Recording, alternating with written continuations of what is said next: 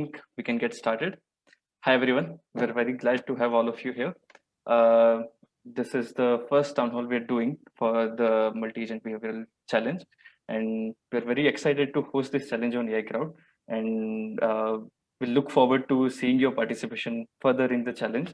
And this town hall, it's going to work as a way for all the participants to get accelerate their whole participation in the town hall. We're going to do lots of things in this town hall. We're going to have a panel discussion. We're going to walk through the baseline and see, what the baselines for all the tasks, task 1, 2, and 3 look like. And overall, I hope that you enjoy this town hall, and it's pretty information and information packed. So bear with us. We're going to be here for about 60 minutes, and that's about it. So before we start, I would really appreciate if all of us just use the chat feature and just say in the chat where all of us are from, what we're doing. So I'm pretty sure the crowd here is already very diverse, but that just looking through the chat will give all of us an idea of just how diverse the crowd is. For example, I'll start. Hi everyone, I'm Rushank, associated with AIcrowd.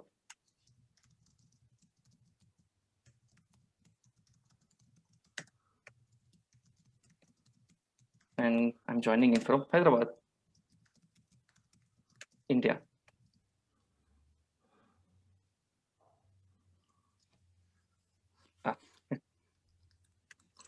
Do go to the chat and just type in, where all of you are from.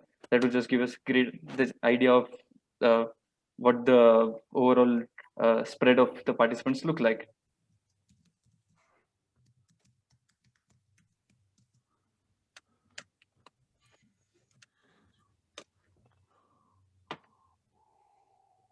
Awesome.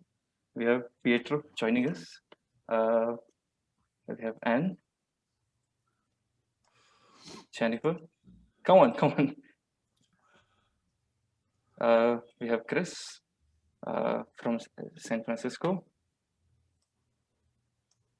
Awesome. Happy to see you here, Ben.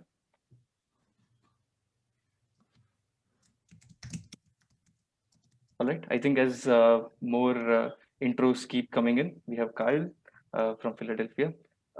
We can get started with the first thing on the agenda. And over to you. Okay, let me share my screen.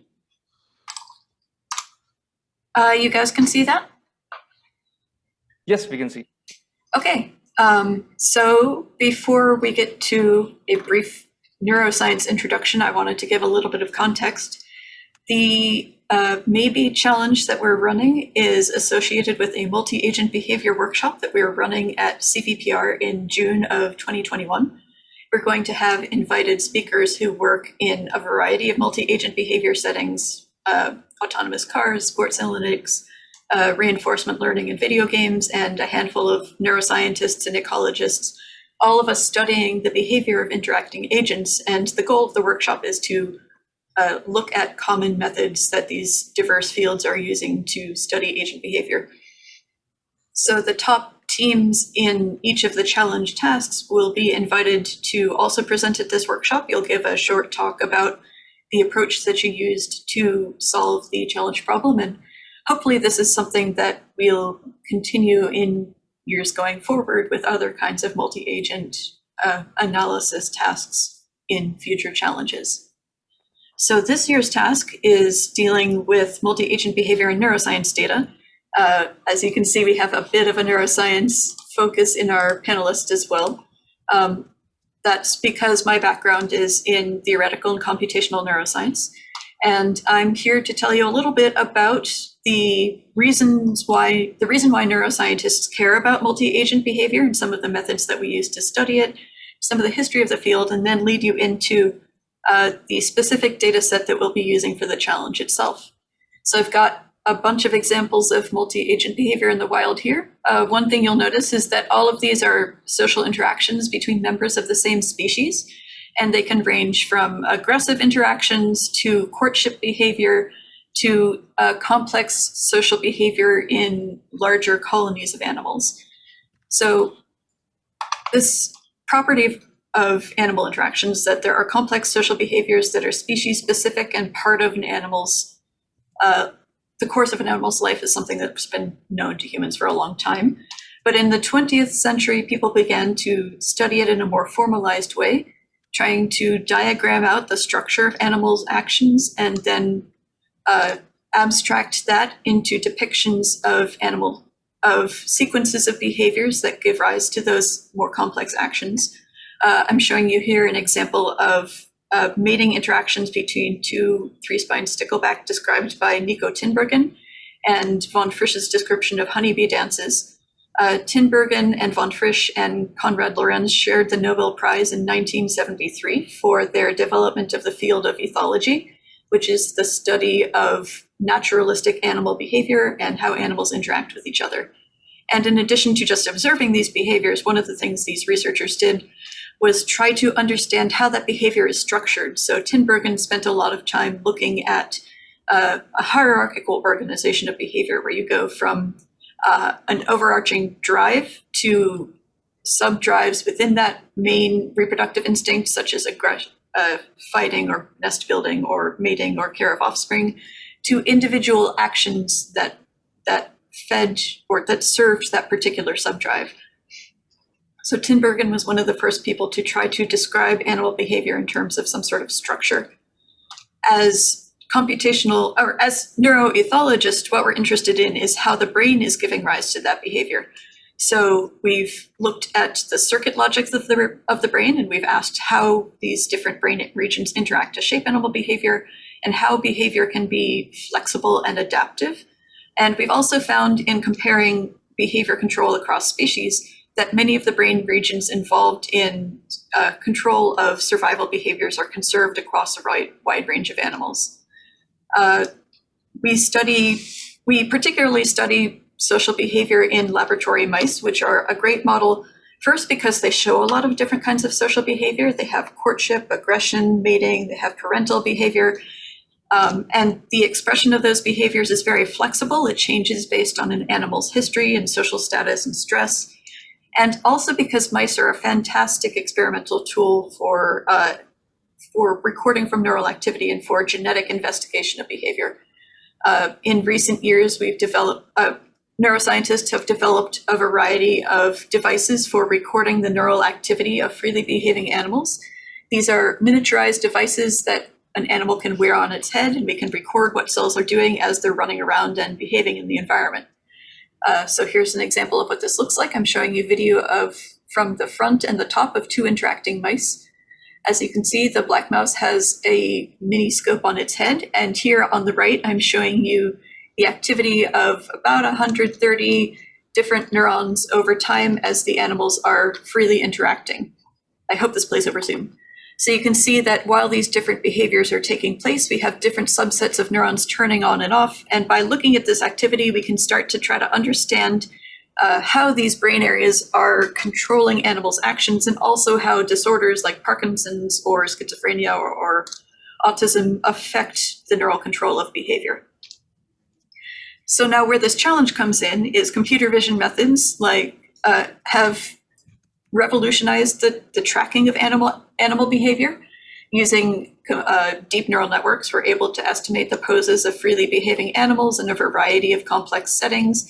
And now what we want to do is go in and identify actions in this tracking data so that we can relate those actions to what's going on in the animal's brain. So for the challenge itself, what you guys are going to be looking at is tracking data from pairs of interacting mice in a standard home cage. There's always a black mouse, which is a resident, and a white mouse, which is an intruder. And what we're giving you is the estimated pose of these animals in terms of a set of 7 tracked key points. We estimate these poses using a stacked hourglass network, which is part of our mouse action recognition system. And this hourglass network is able to achieve performance comparable to that of the best human on this pose estimation task. Around 92% of key points predicted by Mars fall within a half centimeter of ground truth. So these, in the Mars Challenge dataset, or the Maybe Challenge dataset, what you're going to be seeing is these extracted poses of interacting animals, and your goal is, based on the poses and how they're evolving over time, to identify the actions of of animals as they're interacting with each other. So with that, I will pass the torch on to Jen, who is going to tell you a little bit more about the challenge dataset itself. All right, thanks, Sam. Jen, over to you. Yep, thanks a lot, Anne.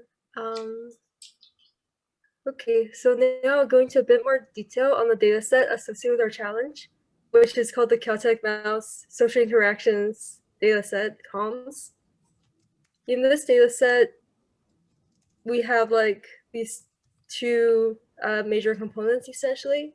One is this large set of all annotated trajectory data, more than 6 million frames, and another set which has been annotated by an expert neuroscientist. So that's around 1 million frames. And then maybe like looking at this data, you might be wondering, like, what are some of the things I can do with this data? And one of the things you could do is clearly take the expert annotated behaviors and use that to detect behaviors of interest that has been defined in our data set.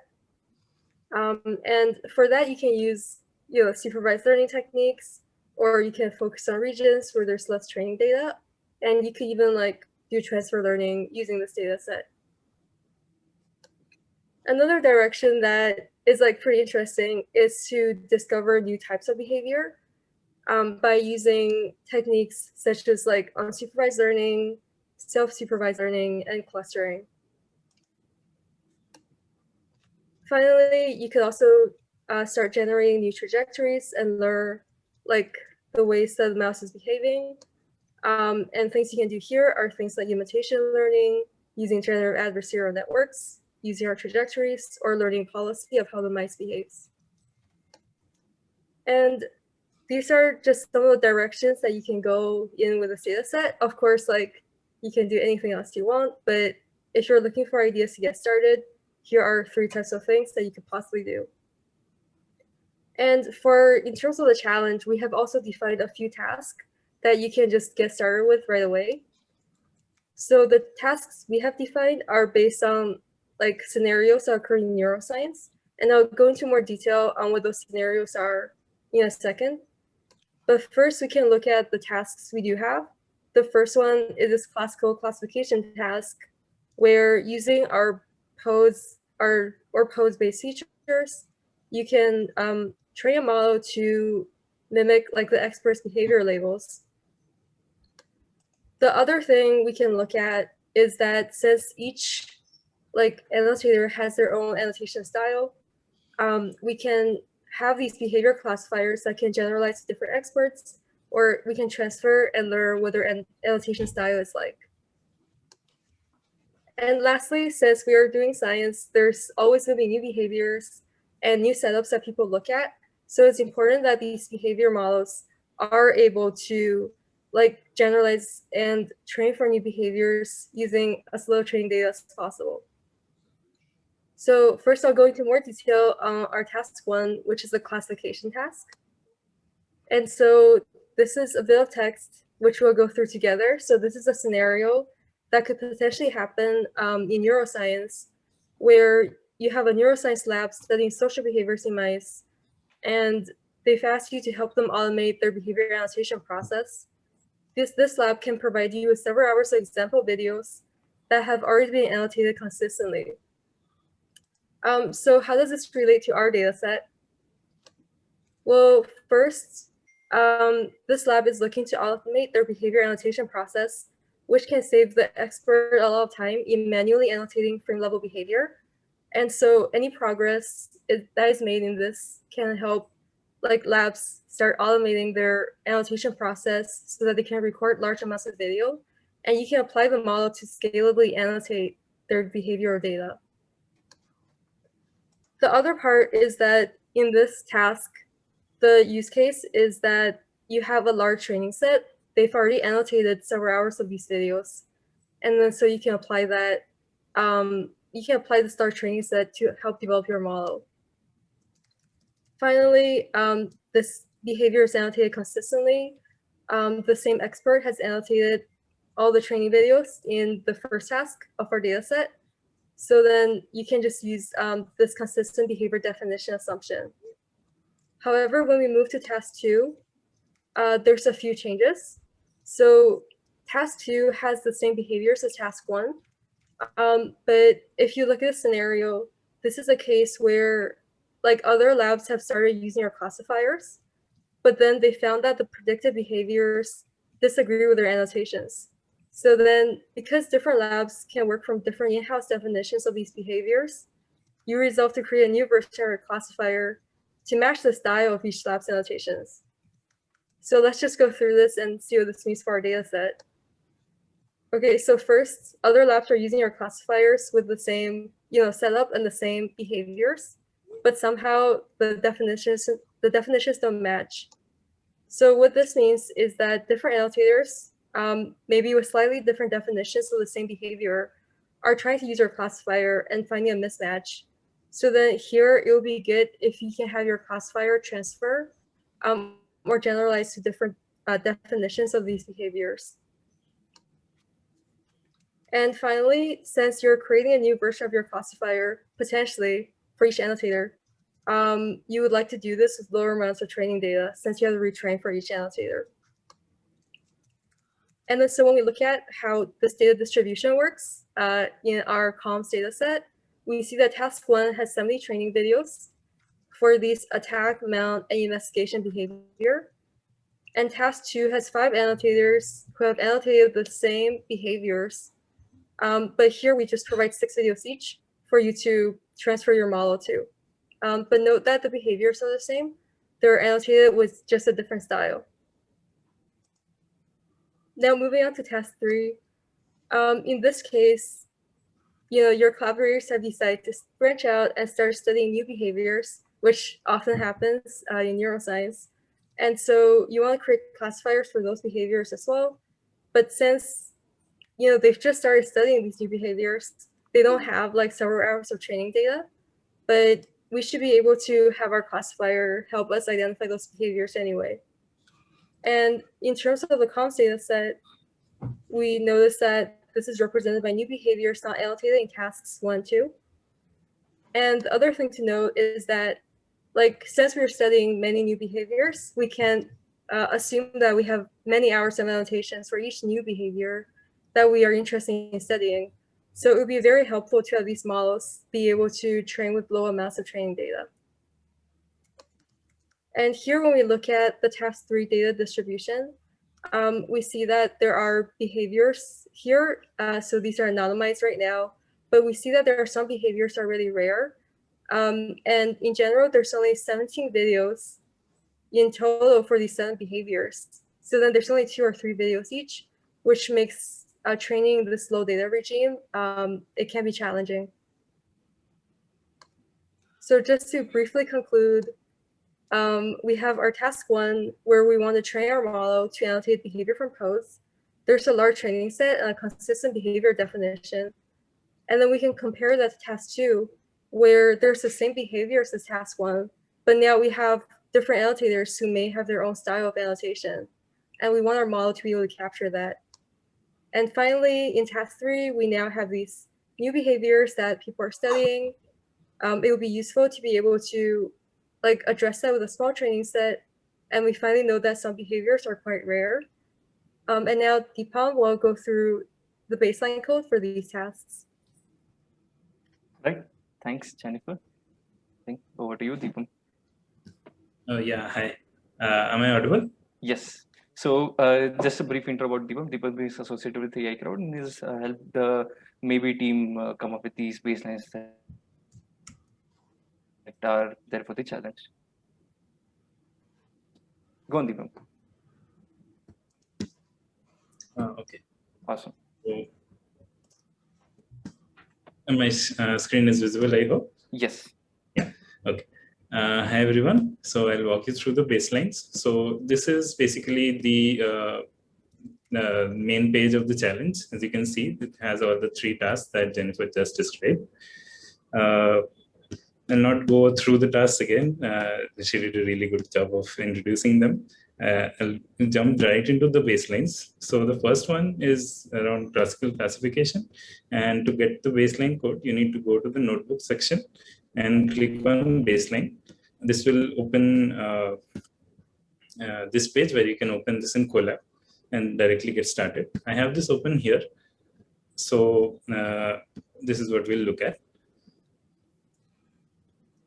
So right off the top, this has some boilerplate about AIcrowd CLI, which will help you to submit, download the data, and manage your submissions. And all of these things, they are like pretty nicely set up. You don't need to worry about any of this. Basically, until this point, you can just run it as is, and then get your API key from this link and just paste it here. And then you'll get the data basically. So in task 1, we have 3 behaviors that we're interested in: attack, investigation, and mount. And so multiple sequences in task 1 have key points, annotations, and annotator ID. For task 1, all the annotator IDs are same. So only thing we'll look at is the annotations and the key points. Now, just to give a brief idea of how the data looks like, each frame is basically has 7 key points with 2 mice, and each key point is 2 coordinates. So it has a shape of 2 to 7 into the number of frames, which you can also view here. The number of train sequences is 70, and the number of test sequences which we'll be predicting on is 458. And these are the classes. Now, the other classes basically signifies that there is no behavior in this point. I mean, no behavior that we want interested in. So you will do a classification on this, but the matrix is not calculated. We'll go into that later. Okay, and as you can see, for this this sequence that is, which has this key, has 4,879 frames, and each frame has this shape, 2 to 7. All right, so moving on, we have this really nice visualization of how the key points look like. And Jennifer, would you like to explain this? Oh yeah, I can briefly comment. So when you look at this visualization, with the 2 mice, like the green mouse corresponds to the resin mouse, which initiates a lot of the behavior. And the light blue mouse corresponds to, the green mouse corresponds to the resin mouse, which initiates a lot of the behavior. And the light blue mouse corresponds to the resin mouse, which is like, I think I got it reversed. I'm sorry. So the green mouse, yeah, exactly. So the light blue mouse is the intruder mouse. And then so here, as you can see on the top, on the left, there is a label here called investigation. And this is a label that the expert neuroscientist has assigned to that frame. And as you scroll through this frame of interactions, you can see that the label is changing. And these correspond to the frames that the domain expert has annotated for that particular frame. Thank you. All right, thanks, Jennifer, for the really nice explanation. So, and similarly for the same sequence that we were showing, we only showed a part of it here, which is 3000, frame number 3000, 3100. The same sequence, if you want to view which class is per frame, you can see most of the sequence is just other. And we were viewing this this section here from 3000 to 3100, which has this small section of investigation here. So what we are doing, we are going to be predicting the individual frames for which behavior it is. Okay, so let's do some data analysis on this. So this bit of code will basically, for every sequence, find out how much the what is the percentage of frames which these individual behaviors. And as you can see, like most of the time it's filled with other. Some of them can have a high amount of particular behaviors, and you might find that interesting in your experiments. But generally, a lot of the videos have this other class. And if you aggregate and just check, okay, across all the training frames, what is the percentage? You can see that attack has only a very small 2.7%, and mount also has a very small 5.6% of the frames. So there's a decent class imbalance. We do not address this particularly in our training code, but you can try that in your experiments. All right, so how do we go about training these models? What we basically found was that if you take a current frame and directly predict the classes, right, which might be the initial thing that any deep learning person would think, okay, let me just try, take the current frame and apply some fully connected network to it. It actually had a very poor performance, and what we understand is that when annotators even need to annotate, they do not look at a particular frame. For example, if you see here, just by looking at this frame, it's not really clear what behavior is going on. The total thing only is better understood when you take some context from past frames as well as future frames, because you have the entire sequence. You want to predict the behavior based on that. So you do not need to do it in a causal manner. You can just do it with past frames as well as future frames. And that way, we applied a 1D convolutional network where the convolutions basically happen from in this time sequence direction, and that gave us the best results. We did also try these other ideas, and this paper will discuss some of those results as well. But in this baseline, we are giving you code for the 1D convolutional network.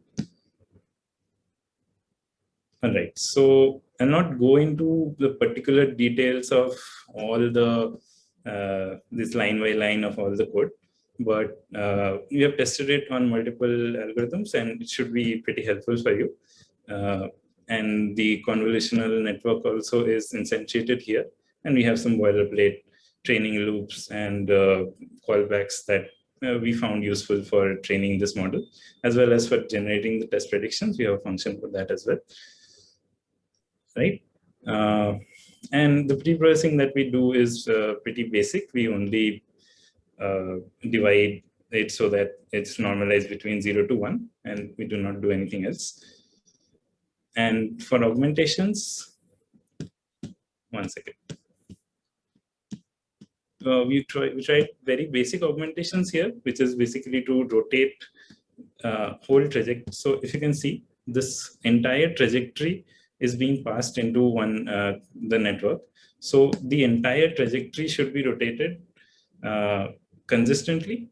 And also, if we shift, you want to shift the entire trajectory, otherwise things will be scrambled and you'll lose important information. So this augment function will basically do that. All right, so once you have that, and in this case, for the training and test split, we split it based on per sequence rather than per single frame, because you do not want data leaking from one. You take a sequence and you take past and future frames. You do not want data leaking from training set to test set if you take it frame wise. So it's better to do it sequence wise, and we split it based on the percentage of attack that's present in the frames. And yeah, that's about it. We did a little bit of tuning to basically get the number of past frames, future frames, gap, whether to use augmentations or not. Those things, they're all set in this baseline. And if you run this, you'll get your submission.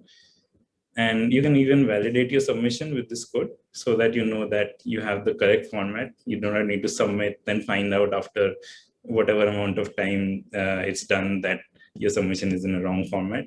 So this should be pretty helpful. And lastly, we'll come back to this section when we are going for task 2 and task 3. All right. So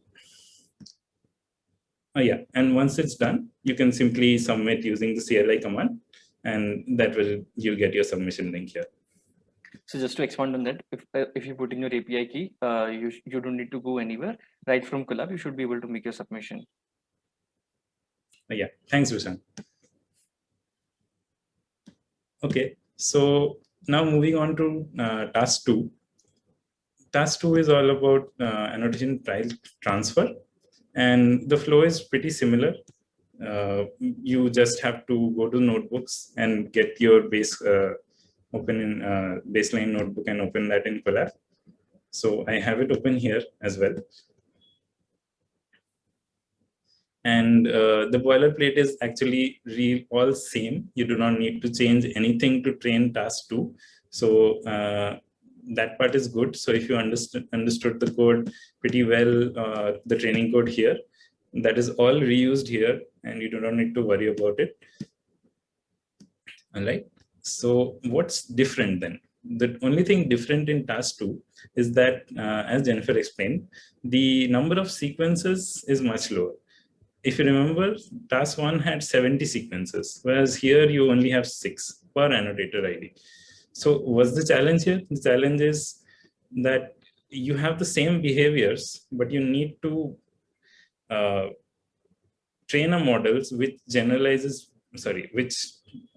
fits better to this particular annotator's style of annotation. What does that mean? Basically that they annotated the start of the frame slightly less before or after. I think Jennifer did explain that one in more detail. And like task 1, you can always visualize the frames here as well. And also look at the sequences, how the behaviors look like.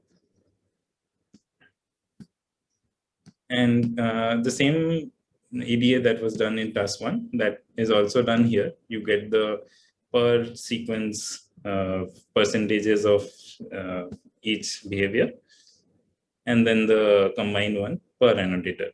So as you can see, the attack mount, they are still much lower. And one thing to note is they are not the same videos. It's not like the same annotators have annotated them as different ones. These are different sets of videos, but from the videos, we are supposed to infer, do these annotators have some difference in how they annotated?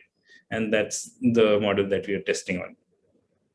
Okay. The training flow, the generation of code, they're all exactly similar. You use the same 1D convolutional network. So you would think, okay, we have this few shot learning problem. How can we train directly a 1D convolutional network and get some results? That's where the data from task 1 comes in. Since we have much more data in task 1, you can just pre-train this model for task 1 and save it to your Google Drive, and that you can just directly use here. So that's what I've done. This exact set of options has been set with augment and the same number of epochs, and that's what you'll use to basically use as a pre-trained file for task 2. And all you need to do is just pass in this file. It will just do a check. If you look at this code here, the hyperparameters are all same as task 1. And it will just do a check of the pre-trained file and load the model if it's available. And we'll do this in 2 steps. First we'll freeze all the layers except for the top layer. So all the layers here, they're trainable set to false. So all the layers are frozen. And then we unfreeze the layers after a few epochs of frozen training, so that that top layer gets a bit more accustomed to that, and you get better gradients like this. So one thing that, just to jump in, sorry, that I should note here, we've taken this approach of using the model trained on task 1 and just trying to fine tune it to task 2. You don't have to do that yourself if you want to try something else.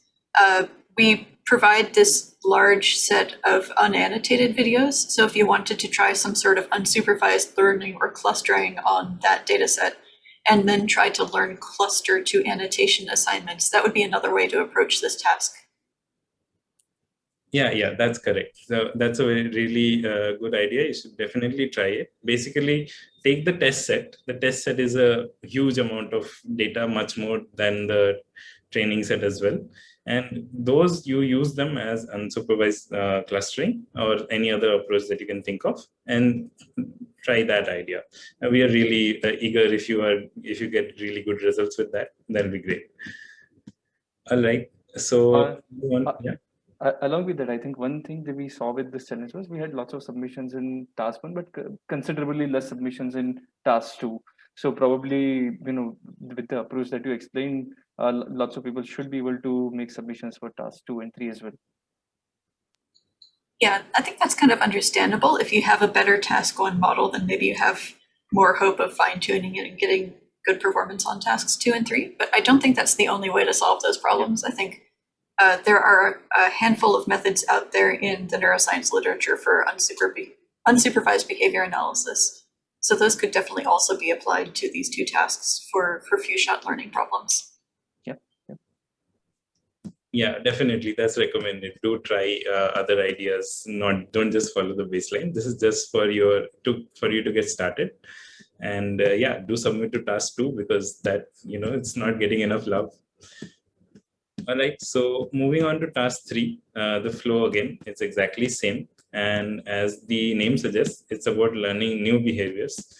So the flow is same. You go to notebooks and you get your baseline, and the I guess I'll just jump into the immediate thing, which is what's new in task 3, right? So as Jennifer explained, you have new behaviors in task 3, and there are actually 7 new behaviors, and all of them are binary classification tasks. So if you remember the vocabularies for the task 1 and 2, they had other, attack, mount, and investigation, whereas here you have these 3 separate ones, only these binary ones, and 7 of them. And they are anonymized because we do not want you to exactly understand.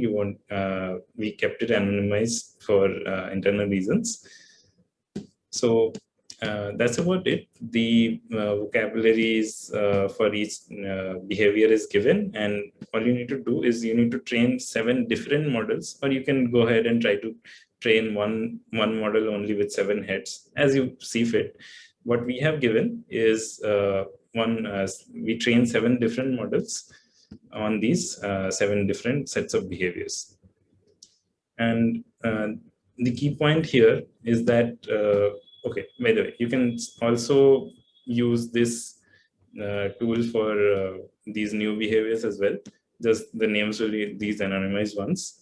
And as you can see, the one thing to notice is actually all these behaviors are pretty sparse. Okay, maybe not all of them, but a lot of them are actually pretty sparse. We'll go to the exact numbers. And that's also one thing you want to tackle. So you have few-shot learning as well as these behaviors are sparse here.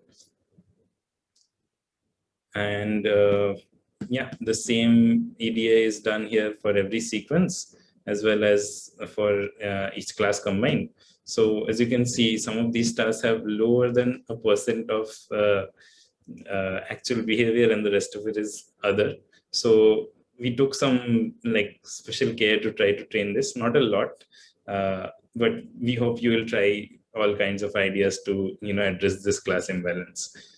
So the model is basically same. We use the 1D convolutional network from task 1 and 2, and the new differences that we introduced is just training on the pre-trained model also did not give good enough results. So we introduced this extra thing, which is loss weights. So you have your cross entropy loss, and you basically give a weightage to a class so that its loss basically goes up and it gets more stronger gradients.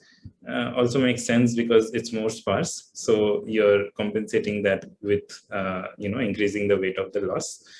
And these numbers we started with some estimate based on how much sparse the dataset was for each behavior, and then we tuned a bit manually.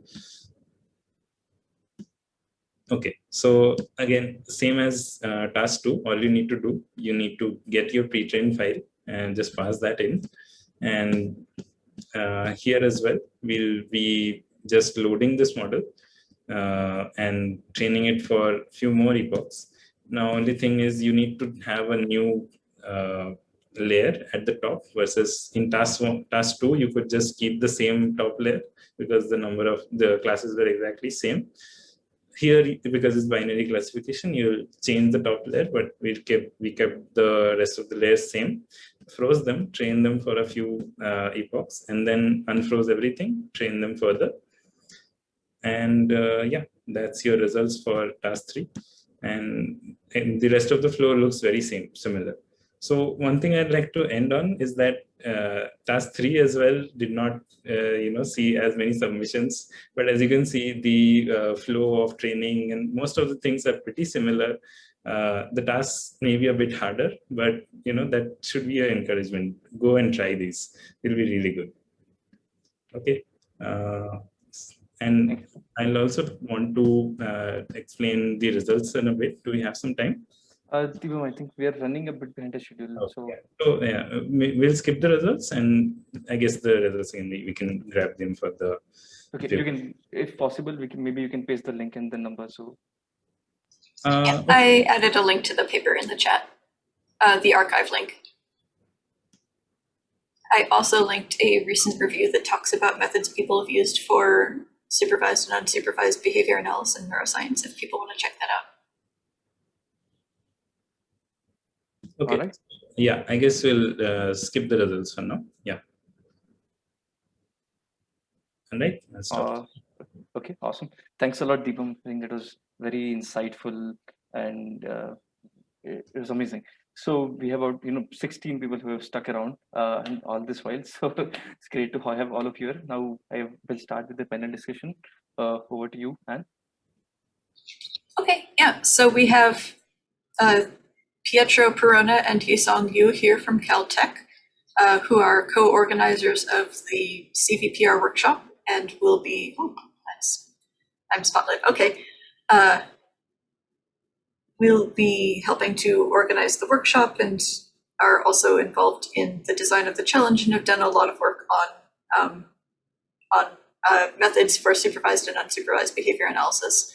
And Jen and I are also helping to organize the workshop. So we wanted to have a brief panel just to talk about other things we think that challenge participants can try and some of the interesting topics that have come up in analysis of this kind of data. So I'll start by asking Pietro and Yisong to introduce themselves and say a little bit about themselves. Pietro, you want to go first? Yeah, thank you, Anne and Jen, and thank you for organizing this little get-together. It's really fascinating and it's wonderful work. So just to clear this to everybody, it's Jen and Anne who are the organizers, and Yisong and I are just showing up.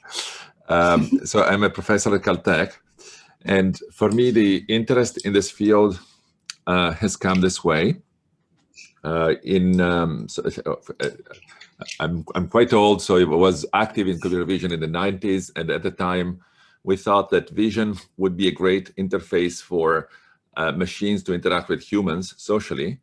And we could see that one day machines would become intelligent, and intelligent machines need to interact with humans in ways that are harmonious and pleasant, and don't require humans to do too much to get some useful action out of them. And so we thought that social behavior would be important, and so vision would be a great sensor for understanding what humans do in order to respond adequately to human needs. The whole of the computer vision field started collecting data sets of people carrying out various actions. And it turns out that, at least in my eyes, those data sets tended to be artificial. So there were, grad students waving their hands or walking around or doing actions that are very unclear that they were useful. And also acting wasn't particularly convincing in terms of real behavior. And I remember one lunch, maybe in 2005, with two colleagues at Caltech, David Anderson and Michael Dickinson, who explained to me that in their labs, they were studying the behavior of various types of animals, namely fruit flies, mice, worms. And the behavior of these animals was really useful to understand the circuits that in the brain that govern behavior and the genes that create those circuits. and that tune behavior. And they convinced me that working on lab animals would be much better than working on humans for many reasons. And so, one is you don't intrude into people's privacy. Another one is you can have controlled experiments where you modify one gene or you change the conditions of the animal and the animal behaves in different ways. Third, you have an enormous number of people who are annotating the behavior independent of you and who define what the task is instead of somehow cheating and collecting data sets that you think your method is able to deal with. And so I got really interested in this. And what you see now is the result of maybe 10 or 15 years of slow but steady progress. And I hope that we will get to the point soon where we can really say that we understand behavior and that these systems are working on any animal, and that it's easy to train these systems with few annotations, etc. And so the competitions that you see today reflect some of these needs. And maybe I'll stop here and I'll let Yisong introduce himself. Sure, thanks. And thanks again to all the organizers for making this happen. As Pietro said, I'm happy to be involved and happy to be supportive of really the hard work was really done by Anne and Jennifer. So really big kudos to them. A little bit about myself. I'm also a professor at Caltech. My interest in this space started actually when I was a research scientist at Disney Research, where I was working with tracking data for real NBA players from the National Basketball Association here in the United States.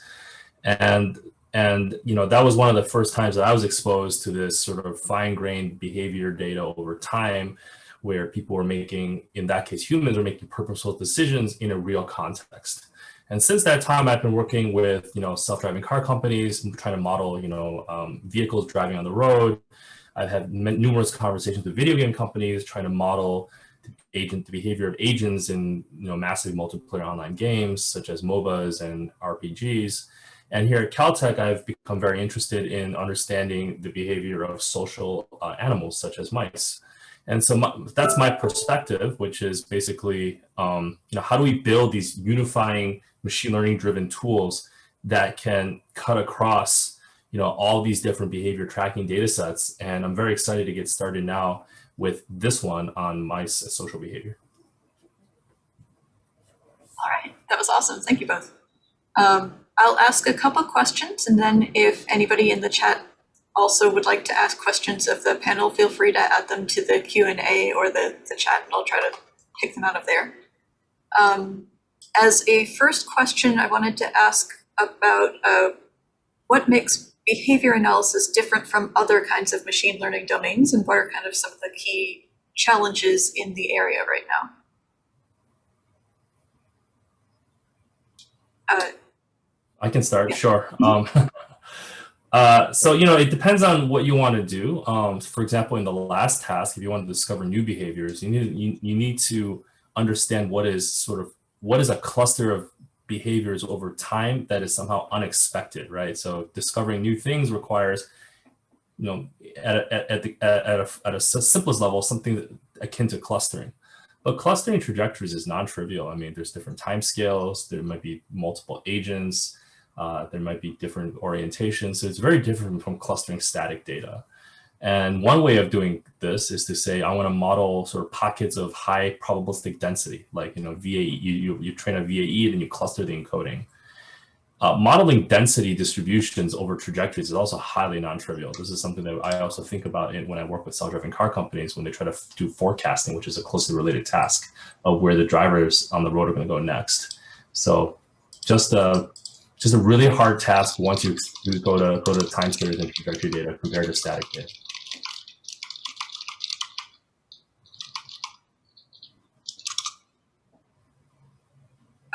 Okay. Pietro, if you have anything to add? Oh, you're muted. Yeah, you're muted. Pietro, oh no, we can't hear you. Sorry. I did not hear the question. There was a glitch in the. That's okay. The question was, what makes analysis of behavior different from other kinds of machine learning problems, and what are some of the key challenges for the field right now? Yeah, I would. So okay, so now I can reconstruct what what Yisong said, and I go along. Yeah, so I come from vision. So for us, behavior is a continuous stream. It's not already pre-segmented into discrete chunks. So that's definitely a challenge. Another one is we don't really know yet what behavior is, and it happens over multiple scales of resolution. In my mind, I divide up behavior into three classes: movemes, actions, and activities, where movemes are ballistic motions, like reaching for an object or turning your head, which can be associated to a verb, but if you made them a little bit shorter, they wouldn't make sense. Actions are maybe a composition of movemes that happen always in the same sequence, like when you draw the letter A on a piece of paper, the capital letter A, you have three movemes, up, down, and left to right.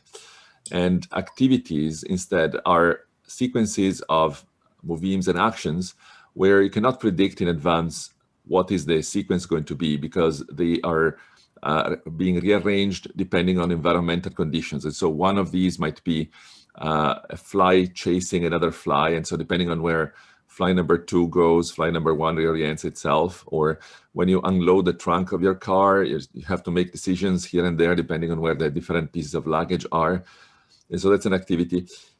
And so we need to, first of all, come up with the right language to describe these things, and then also the right formalism for tying these actions to the environmental conditions. And so, what is understanding what's the goal of the animal or of the person is important. What causes what in social interactions? If you see an attack between an animal and another, what triggered the attack and why didn't it happen a little bit earlier or later? So these are all very interesting questions, and I think that it's going to be a little bit of a chicken and egg situation in which, the more we learn how to develop machine vision systems that can analyze behavior, the more we have the tools to analyze it and understand it, and the more we understand it, and the better we can develop these tools, etc. So I think we're in the middle of this somewhat murky process of figuring out the methods, but also figuring out what the goals are and what is the language we should use to describe behavior. So I find that is the challenge I see for us. Yeah, I think even if you ask people who study behavior on a daily basis, they can disagree as to what counts as behavior and what doesn't. There's two questions in the chat, which I can address. Pietro and Yisong, if you'd like to chime in, feel free. The first is, would using sound from the mice add to improved behavioral analysis based off of a multimodal data set? And the answer is probably yes. So we actually do record, we do record animal vocalizations with ultrasonic microphones during these assays, and we pick up both audible and ultrasonic signals. You can see some of the behaviors in the spectrogram of the audio. Like, one thing is the mice like to tail rattle to show that they're being aggressive before they start initiating an attack. And you can see the percussive events of the tail rattle show up in the spectrogram of the recording. So yeah, that's something that I think would definitely help us to identify behaviors going forward. And we didn't include it in this particular challenge, but I think there's a lot of opportunities to identify behaviors or improve our detection of behaviors using audio data. Pietro and Yisong, if you have any thoughts on multimodal data for behavior analysis. No, I mean, I would simply say yes. That's the answer. Yeah. And then in the Q&A section, about the brain recording data that I showed, is there any neuronal firing data for these tasks? Perhaps not for CVPR, but for target research. Yeah, a subset of the videos mostly in task 1 and in task 3, we have neural recording data accompanying them. And that data's been analyzed to some extent with respect to human-defined behaviors, but there are definitely also behaviors there are neural events that we see that don't line up well with our existing behavior annotations, and often it's the case that those events are explained by something that we just weren't annotating for. So yeah, going forward, I think it would be great to have tools like the task 3 few-shot learning system so that we could look at the neural data, identify interesting neural events, and then try to find their behavioral correlates, both in that one video and then across other videos in a large data set. Another question that came up, would we be open to sharing the raw video data during or after the challenge? That's something we have to think about. It's much larger than the trajectory data. The trajectory data is easy to share. The videos are several terabytes because they're stored in a big uncompressed format. We'll have to talk to our collaborators in the Anderson lab to see if they're open to sharing all of those videos or maybe just a subset of them. We might be able to release a subset with the Mars paper that's coming out soon. There's also another data set in the literature called CRIM13, which is a previous data set from the Anderson lab that has some videos of freely interacting mice, currently not tracked, but available. We are at 9 o'clock, which was past our original start time, ending time. If people need to run, they should feel free to. Otherwise, if there are any remaining questions, we could take those very quickly. Sounds good. I also wanted to chime in a little bit on approaches to go the next step beyond the baseline. Like if you had a short period, I could ask, like, if you had a short period of time, what would you do to improve on the existing baseline models for the challenge tasks? Yisong, if you want to talk about that, or I can talk about some of the things we've looked at. No, go for it. One thing that we've done in Mars is we've used human-defined features of poses. So in the baselines, we just looked at trajectories of the pose key points as they evolve over time. You can take those trajectories and create handcrafted features like distances between key points, velocities and accelerations of animals, facing angles between animals. That can give you a more efficient representation of pose to detect behaviors. You can also try to convert things from egocentric to allocentric coordinates, or allocentric to egocentric to detect behavior in the reference frame of the animal that's producing those behaviors. Yeah, I think we are getting ready to close.